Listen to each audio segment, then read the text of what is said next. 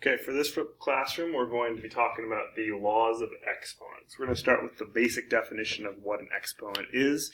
In general, it is just repeated multiplication. Okay, so you all should know what 5 squared is. Okay, we can think of 5 squared as 5 times 5, which is of course 25. Okay, so we see that we have 2 5s in the presence of that exponent of 2. So let's move on to this guy. This is 3 to the 4th power. Okay, we don't have a special word for that. 3 times 3 times 3 times 3. Okay, so we have 3 raised to the 4th power. That means 3 multiplied by itself 4 times. And off the top of my head, 81, 243. Is that right? No, just 81. Just 81, I believe. Okay. 9 times 9. Okay. If you had an x squared, if you had a variable squared, then that's just the same as x times x. Okay. And so what we're going to do here is we're going to generalize. Okay. For n greater than 1, where n is a whole number. Okay. For n being a whole number, we have this idea right here. And I'm going to highlight this. I'm going to pull a Khan Academy here. Put that in n. Okay. We would have x times x times x times x, and we do that n times. So that's our basic understanding of exponents. That's pretty much everybody in here should have that understanding. Okay, let's continue with this with n, still a whole number, but now we can look at it being 1 and 0, okay? So in order to understand what something being raised to the first power would mean, you could think about it being like 1 present there. We're saying we don't really multiply it by itself once, we're just multiplying it to 1, okay? That's another way to think about it, meaning there's only 1 5 present in this multiplication that we're doing, that multiplication, but there's nothing to multiply, so it's just regular old 5, okay? The way I like to think of it, though, is think about the pattern as we go down in powers, okay? Because this whole idea of going down in powers, that's going to help us later on when we start looking at negative exponents, okay? So to go from 625 to 125, we're dividing by 5. To go down 1 power, we divide by 5. Notice the same rule applies here. To go from 125 down to 25, we're dividing by 5 again.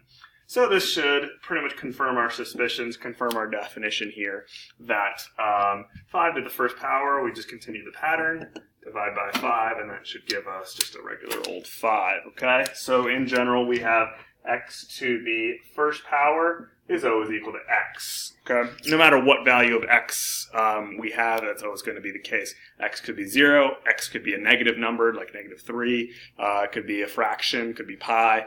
But if you do anything to the first power, it is itself. No problems there. Okay? Now we can continue with the same pattern to determine what 5 to the 0 power is, if you've never known what that is, okay? We just continue the same pattern here, divide by 5 on the previous one, and you should end up with 1. Okay? So right here we have 5 to the 0th power is 1. Khan Academy likes to explain it like this, that if you have something like x to the 3rd power, that's the same as saying 1 times x times x times x. And if you have no x's here, if this is x to the 0th power, then you're left with 1. Okay, so in general, this is true. We have x to the 0 power is 1. There is one exception to that. We cannot have x equal to 0, okay? And we'll talk about that on the Tuesday that you come back from break, okay? So we'll talk about that in class next time we meet. Okay, so this next rule I affectionately call the flipping rule. More often than not, I see students miss this exponent rule more than all the rest, okay? So we're going to start with a basic one, this idea right here. 5 to the negative first power, okay? Notice that if we're continuing down this pattern right here, okay, 5 to the negative first power is the next guy up, okay? So in order to solve this, just continue the same pattern. So if we type it into our calculator, 1 divided by 5 is 0.2, but I actually don't want that. I actually want it as a fraction, which is just 1 over 5, okay?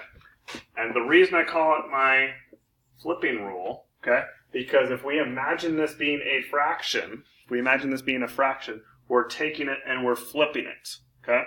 And I'm going to put this here just for the sake of argument here, so I just want you to understand that all this negative sign does in the exponent, all it does is flip it. So let's do another problem here. Let's do 2/3, maybe raised to the, let's use -1 again, okay?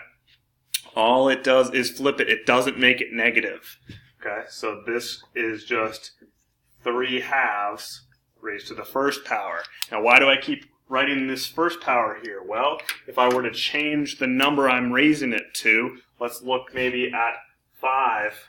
Again, I keep using 5. There's no reason for me to do that. But let's use 5 to the -3rd power. Okay, once again, we imagine this being a fraction, and I'm just flipping it over. Okay, so there we go. And I keep the exponent. Okay, so I'm going to keep its value right here, but I'm going to drop the negative. All this negative does is flip it over. Once it's flipped over, I'm done with that negative. Okay? Okay, so in general then, to raise something to the negative whole number power, negative, okay, it just means to flip the numerator and the denominator and then keep that value the same and then multiply that out n times, okay? So if we're thinking about this in terms of the fractions here, we can multiply the fractions, or you can think of it as this negative means to divide, okay? So if we have a regular exponent right here, x to the 3rd power, okay, that means to multiply 3 times. If we have something like this, that means to divide by 3 times, okay? So hopefully that makes sense. Okay, in general then, we can move on to something called the product rule. Okay, this is the product rule for exponents. Okay, here's what it says, and maybe we can piece it together here with our favorite number 5 again. Okay, if we have 5 raised to the 3rd power, and we multiply, key, that this is a multiplication, okay, times something else, okay, and I'm going to make it a little bit easier on myself here, okay.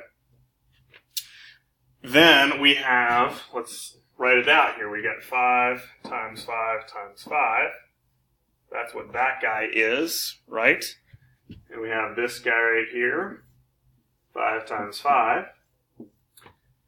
And notice that multiplication is all the same here. It's the only operation happening, so I can just drop these parentheses. Okay? Multiplication is associative, meaning you don't have to group them in any specific order. Okay, so that means we now have 5 5s, so this is the equivalent of 5 to the 5th power, okay? So in general, we can say if you're multiplying something of the same bases, then you can just add the exponents up above. Let me give you some more variables here. If we have x raised to the mth power, okay, and we multiply that by x to the nth power, then this is the same as x to the m plus n power, right? These two are the same. Very key, huge thing to remember. Put this in your notes. These bases have to be the same, and we have to add those together, okay? So these have to be the same. You have to be multiplying here to add the exponents, okay? There's an analogy to be done next year in Math 3 Algebra 2 when you're doing something called logarithms, okay? So you have to remember this rule. It's a very important rule. To continue on with this, we have a quotient rule here that if you are dividing by the same base, what we do the exponents, well, we can try it out with this guy first if you're not comfortable figuring it out. If you can, take a guess, okay?